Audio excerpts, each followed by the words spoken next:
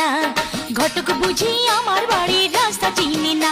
ও সে পান খায়া মুখ লাল করিয়া, কালো ছাতা মাথায় দিয়া, কত বিয়ার খবর আনি আমার খবর আনে না।